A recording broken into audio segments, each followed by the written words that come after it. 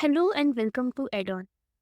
So in this video, we are going to discuss about the Geiger Muller Counter, also known as the GM counter.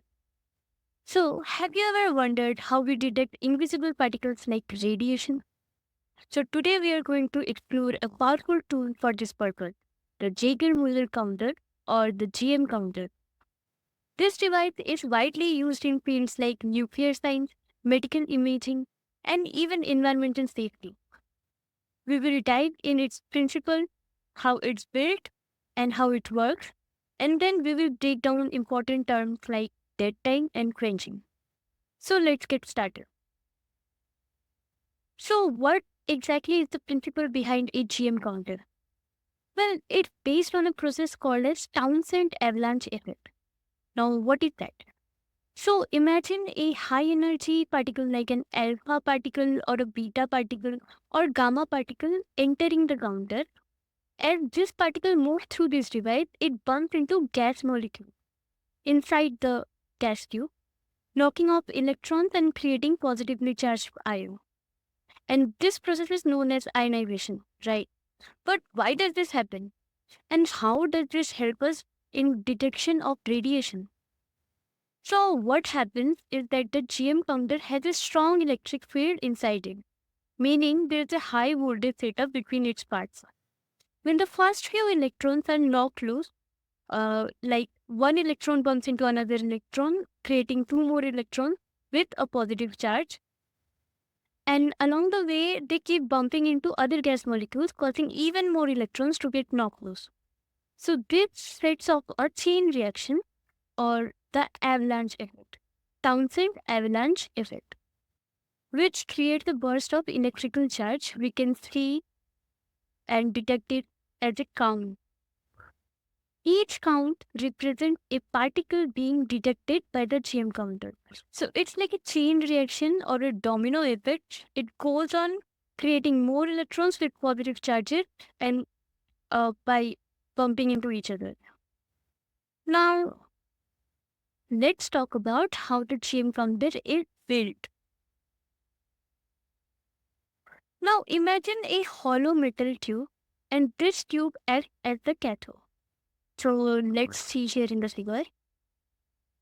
This tube acts as the cathode or the negative part of the counter. Right down here in the center, there is a thin wire made of tungsten, which acts as the anode, the positive part. Both the anode and the cathode are held in place by insulating plugs, preventing them from touching each other. They are held in place by the insulating plugs that keep them from touching each other and maintain the high voltage. At one end of this tube, there is a thin mica window which lets the particles from outside to enter the counter. Inside the tube, there is gas, usually a mixture of like inert gases like argon, which allows the ionization process. As we know, inert gases don't react, so it helps in the process of ionization to happen smoothly when particles enter. So all of these parts, cathode, anode, and the mica window and the gas mixture works together to make the GM counter sensitive to radiation. Alright. So how does this all work in the real time? So let's understand that. So when a high energy particle like an alpha particle, beta particle, or even gamma radiation enters through the mica window, it collides with gas molecules inside, knocking electrons free and creating positive ions. Let's check it in the figure. Because of the high voltage across the GM counter, the free electrons are quickly pulled towards the anode, and the positive ions move towards the cathode. As these electrons race towards the anode, they gain energy and bump into even more gas molecules, knocking off more electrons along the way. This sets off the Townsend avalanche effect, where each electron keeps creating new ones in a rapid chain reaction. So, what's the result of this reaction? A strong electric pulse or a electric current pulse that we pick up as a count, signaling that a particle has been detected by the GM counter. Now, something interesting happens during this avalanche process.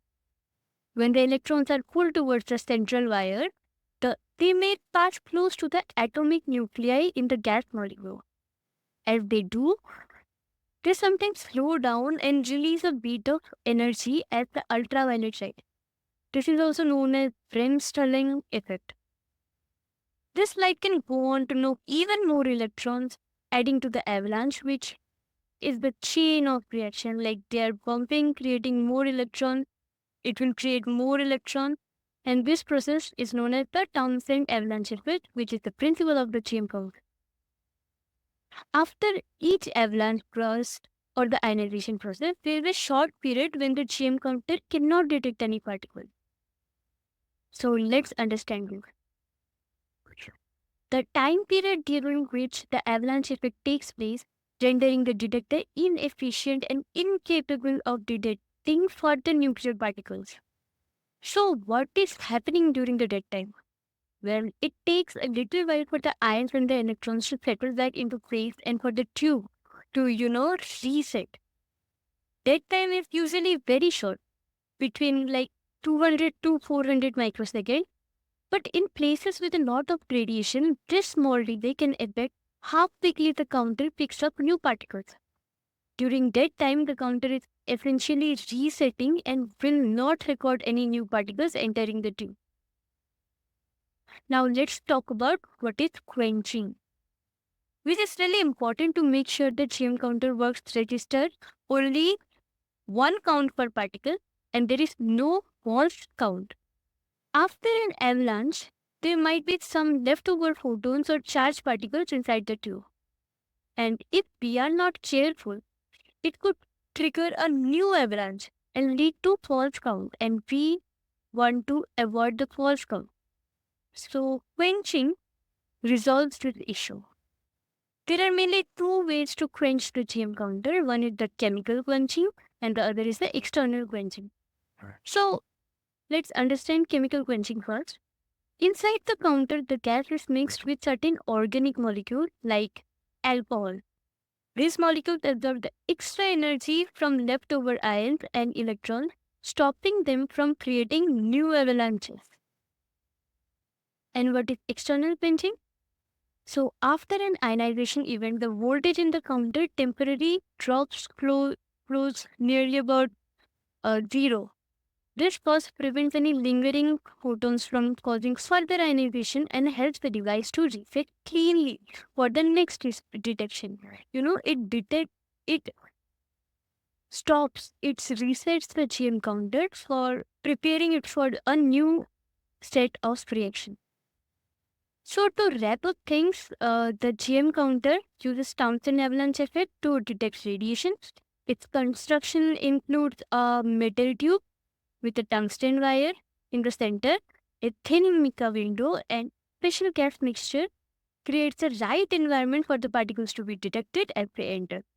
When particles pass through this, they set off a chain of ionization that registers as counts. Key features like dead time help the counter have a reset period, and the quenching ensures that the device only records the true particle and there are no false counts. Together, the elements make the GM counter an effective and reliable tool for radiation detection.